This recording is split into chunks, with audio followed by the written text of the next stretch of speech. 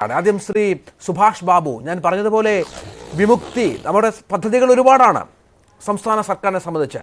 കഴിഞ്ഞ 10 വർഷമായി ലഹരി വ്യാപനം കുറയ്ക്കുമെന്ന് പറഞ്ഞ് ഒരുപാട് കാര്യങ്ങൾ ആസൂത്രണം ചെയ്യുന്നു, പണം മുടക്കുന്നു. നമുക്കറിയാം ഡിപ്പാർട്ട്മെൻറ്റ് തലത്തിലുള്ള നിരവധി പ്രവർത്തനങ്ങൾ ഉണ്ട് എന്നും മനസ്സിലാകുന്നു. പക്ഷേ എന്താണ് യഥാർത്ഥത്തിൽ നമ്മുടെ സംസ്ഥാനം സംഭവിച്ചുകൊണ്ടിരിക്കുന്നത്? ലഹരി ഉപയോഗം കൂടുന്നതല്ലാതെ ഓരോ ദിവസവും ഞാൻ ആദ്യം പറഞ്ഞ ഞെട്ടിപ്പിക്കുന്ന കേസുകൾ വർദ്ധിക്കുന്നതല്ലാതെ എന്തെങ്കിലും മാറ്റം താങ്കളുടെ അനുഭവത്തിൽ ഉണ്ടാകുന്നുണ്ടോ?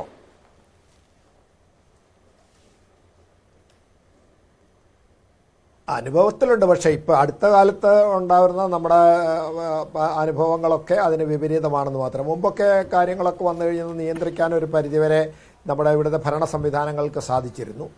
രാഷ്ട്രീയ പാർട്ടികൾക്കും അതിന് ഒരു ഇച്ഛാശക്തി ഏറെക്കുറെ ഉണ്ടായിരുന്നു. ഇപ്പം അതുകൊണ്ട് ഏതാണ്ട് അതൊക്കെ കൈമോശം വന്ന അവസ്ഥയിലാണ് ഇപ്പോൾ ഉള്ളത്.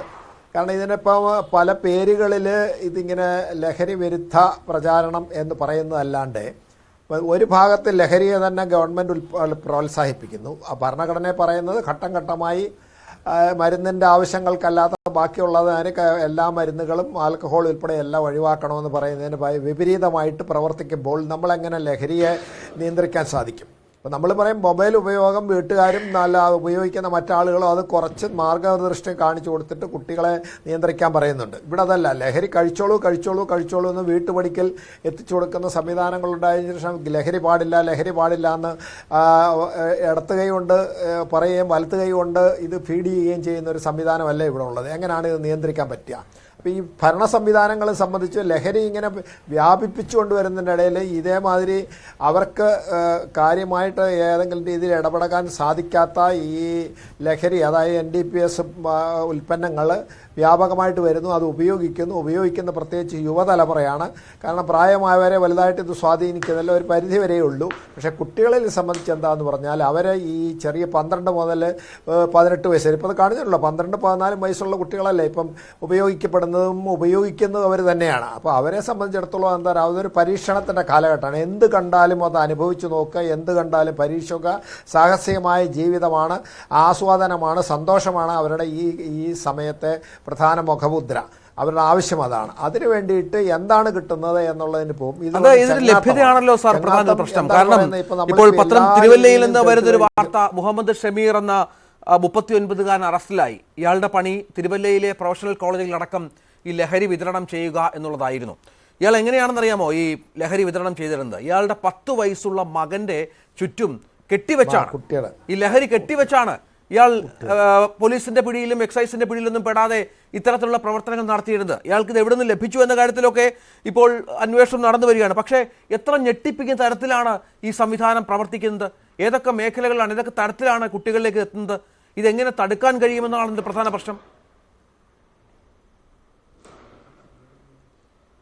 ഇതിൽ പ്രധാന കാര്യം എന്താണെന്ന് പറഞ്ഞാൽ, നമ്മളിപ്പോൾ ഈ പിടിക്കപ്പെടുന്നു എന്ന് പറഞ്ഞാൽ ഇപ്പോൾ കേസുകൾ കൂടുതൽ പിടിക്കുന്ന എണ്ണം പറഞ്ഞ് ഇവർക്ക് സംതൃപ്തി അടയാമെന്നല്ലാതെ ഇത് യഥാർത്ഥ വ്യാപനത്തിൻ്റെ ഒരു 5% അല്ല 5%-ന് താഴെ മാത്രമേ ഇവർക്ക് പിടിക്കാൻ കഴിയുന്നുള്ളൂ. ബാക്കിയുള്ളത് പിടിക്കാൻ കഴിയുന്നില്ല. ഇതിലുള്ള പ്രധാന കാര്യം എന്താ പറയുക, ഇതെല്ലാം ഡിജിറ്റൽ ട്രാൻസാക്ഷൻ വഴിയാണ് ഇതിൻ്റെ പണം കൈമാറുന്നത്. അതുപോലെ തന്നെ നമ്മുടെ കമ്മ്യൂണിക്കേഷൻ സിസ്റ്റമൊക്കെ മൊബൈല്, ഇൻസ്റ്റാഗ്രാം, മറ്റ് അങ്ങനെയുള്ള ആധുനികമായ സംവിധാനങ്ങളിൽ കൂടി ഇത് കാട്ടുന്നത്.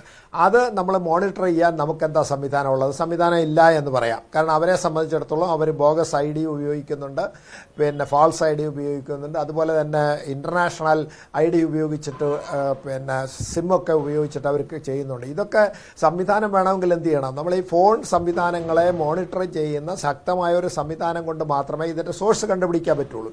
ഈ സോഴ്സ് കിട്ടാതിരിക്കുന്ന പ്രധാന കാര്യം എന്താണെന്ന് പറഞ്ഞാൽ, ചെറിയ വില കൊടുത്ത് കുറേ കെമിക്കൽ വാങ്ങിക്കാം.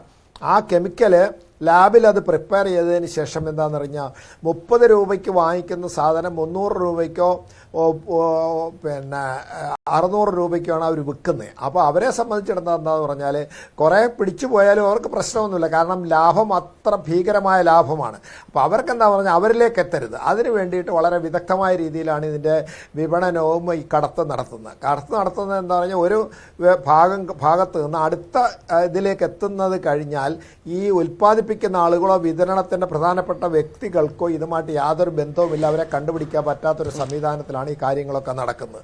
അവർ നേരിട്ട് ബന്ധപ്പെടുന്ന ഒരു കാര്യമില്ല, അവർ ഫോൺ ഉപയോഗിക്കാറില്ല. അപ്പോൾ താഴോട്ട് വരുന്ന അവസരത്തിലെല്ലാം നമ്മുടെ ഡിജിറ്റൽ ട്രാൻസാക്ഷൻസും ഡിജിറ്റൽ കമ്മ്യൂണിക്കേഷൻസുമാണ്. ഈ കമ്മ്യൂണിക്കേഷൻസ് സംവിധാനം മോണിറ്റർ ചെയ്യാൻ നമുക്ക് ഇവിടെ പോലീസിനോ എക്സൈസിനോ സെൻട്രൽ നാർക്കോട്ടിക് ബ്യൂറോയ്ക്ക് കുറച്ച് സൗകര്യമുണ്ട്. എന്നാലും ശരി, പൂർണ്ണമായിട്ട് ഫോണ് സംവിധാനം പറ്റില്ല. എന്തായാലും ഇങ്ങനെയുള്ള ട്രാൻസാക്ട് ചെയ്യുന്ന ആളുകളെ സംബന്ധിച്ചിടത്തോളം അവർ എത്ര സിം ഉപയോഗിച്ചാലും നിരന്തരമായിട്ട് ഇവരെ കോൺടാക്ട് ചെയ്തുകൊണ്ടിരിക്കുമ്പോൾ അത് ട്രേസ് ചെയ്യുന്നതിന് ഒരു പരിധി വരെ നല്ലൊരു അളവോളം സാധിക്കുമെന്ന വിശ്വാസക്കാരനാണ് ഞാൻ. അത്